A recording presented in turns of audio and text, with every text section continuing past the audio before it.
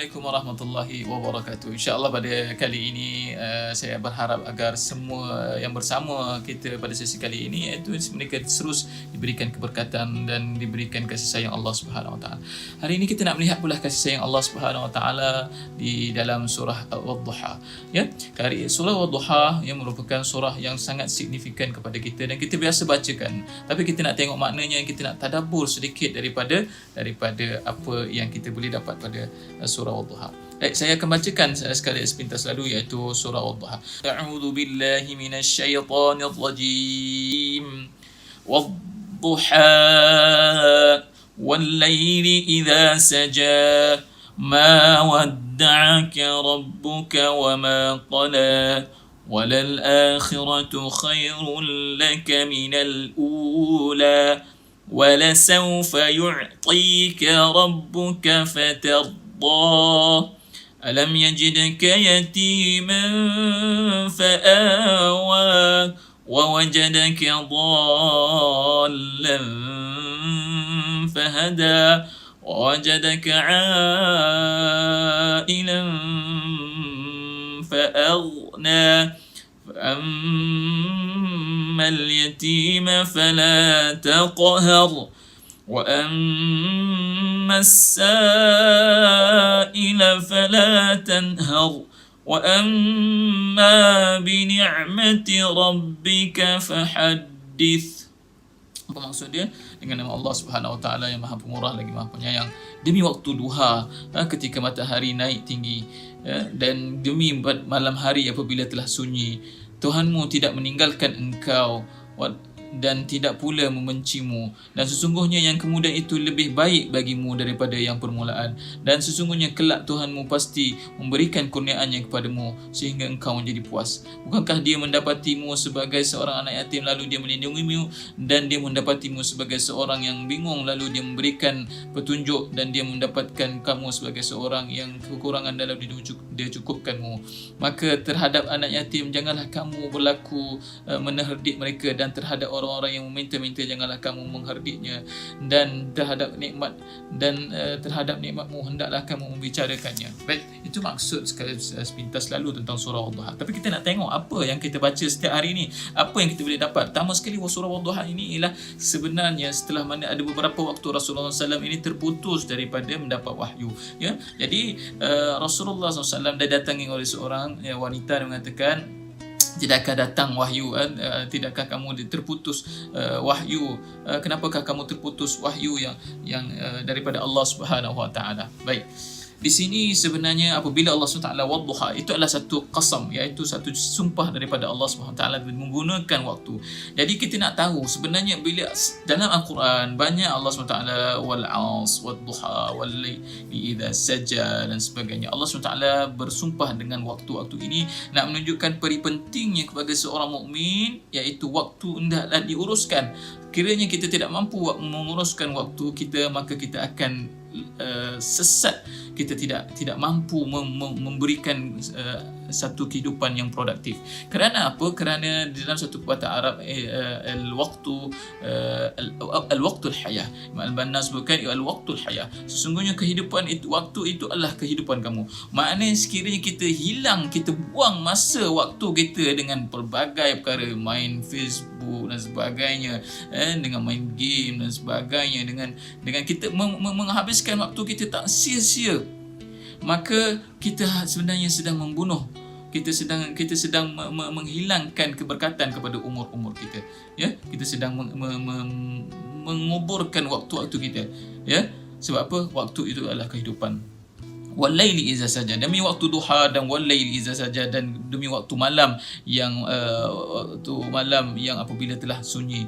Jadi kat sini ma wadda'aka rabbuka wa ma qala. Sebenarnya Allah SWT nak bagi satu kekuatan kepada Rasulullah SAW. Sekiranya apabila orang datang mencumur Rasulullah SAW, tidak sampai wahyu, tidak turun beberapa lama, fatrah yang lama, maka Rasulullah SAW diberi bantuan.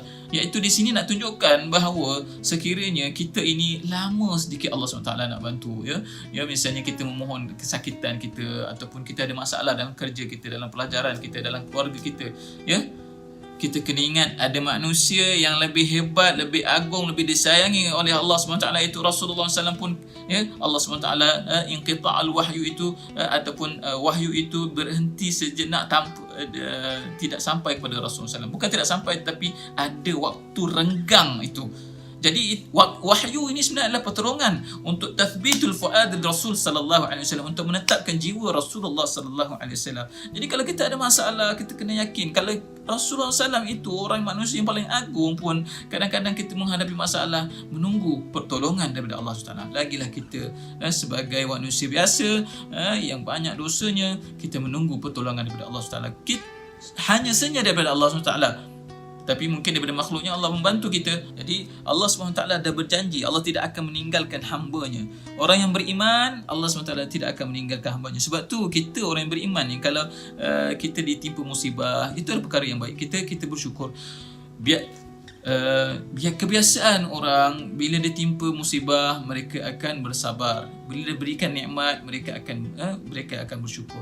Tetapi bila kita nak tengok level para anbiya, para wali Allah SWT, iaitu mereka ini apabila ditimpa musibah mereka bersyukur pada Allah SWT. Terbalik. Sebab apa? Mereka tahu bahawa apabila ditimpa musibah mereka sedang mendapat perhatian daripada Allah Subhanahu Wa Taala. Itu pemikiran mereka, ya, masya-Allah. Dan mereka bersyukur, meningkatkan motivasi itu bersyukur kepada Allah SWT. Dan apabila mereka mendapat nikmat, mereka muhasabah, ya, Allahu Akbar, kita dapat gaji yang lebih banyak daripada kawan-kawan kita. Allah, apa amalan kita ni sangat banyak lagi orang yang hebat. Misalnya kita ada kesenangan sekarang, ataupun kita diberikan kesihatan, banyak lagi orang tak ada kesihatan, ya, kesihatan yang kurang. Allahu Akbar, Allah bagi kita sihat, boleh semayang elok, boleh tahiyat elok, boleh sujud elok, Masya Allah. Jadi kita sangat syukur pada Allah Subhanahu Wa Taala. Kerana apa? Kerana ini Allah SWT bagi pada kita, ya, dan banyak lagi, ya. Baik, seterusnya, walal akhiratu khairul laka minal ula. Kita nak katakan setiap mukmin, ya, orang jiwa yang beriman, maka akhirat itu sangat-sangat lebih berharga daripada dunia.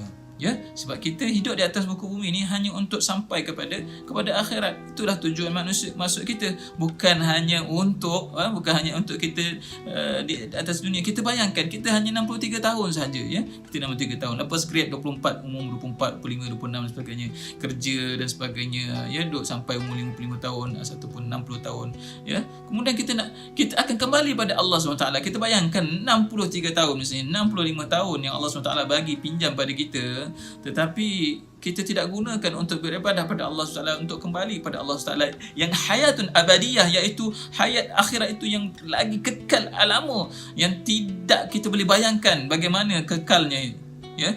Jadi janganlah kita rugikan walaupun sesaat, bahkan di dalam bulan Ramadan.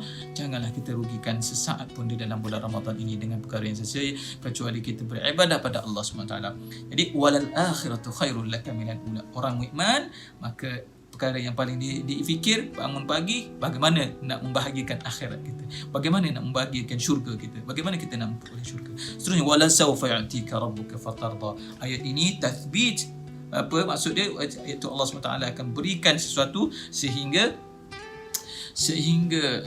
diberikan kepada Rasulullah SAW. Ada ulama menyebutkan bahawa apa yang sesuatu yang Allah SWT nak beri sehingga Rasulullah SAW redha, antaranya syafaat, ya Allah, ya, syafaat Rasulullah SAW. Rasulullah SAW sebutkan, man salla alayya salatan halat lahu syafaati. Masya Allah, sesiapa yang salat, yang selawat pada Rasulullah SAW, maka hendaklah, wajib baginya dapat syafaatku di yaumul qiyamah. Masya Allah, ya, kita kehidupan kita ni ada dua. Satu, cinta Allah, dan kedua, cinta Rasulullah SAW.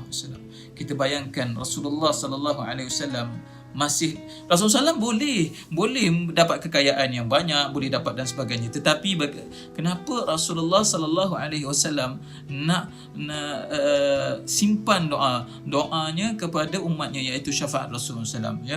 Di kulli nabiyyin da'watun mustajabatun wa ana tabatuha li ummati syafa'atan yaumul qiyamah. Setiap nabi mempunyai doa mustajab, ya, tetapi aku mempunyai doa mustajab dan aku simpan untuk umatku di yaumul qiyamah, iaitu syafaat di yaumul qiyamah. Masya-Allah.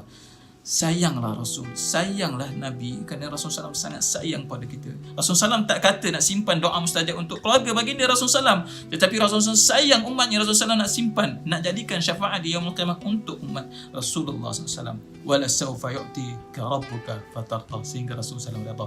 Rasulullah hanya redha sehingga syafaat Rasul SAW itu diberikan kepada seluruh umat. Allahumma salli ala sayyidina Muhammad wa ala alihi wa ashabihi wa man tabi'ahum bi ihsan ila yaumiddin.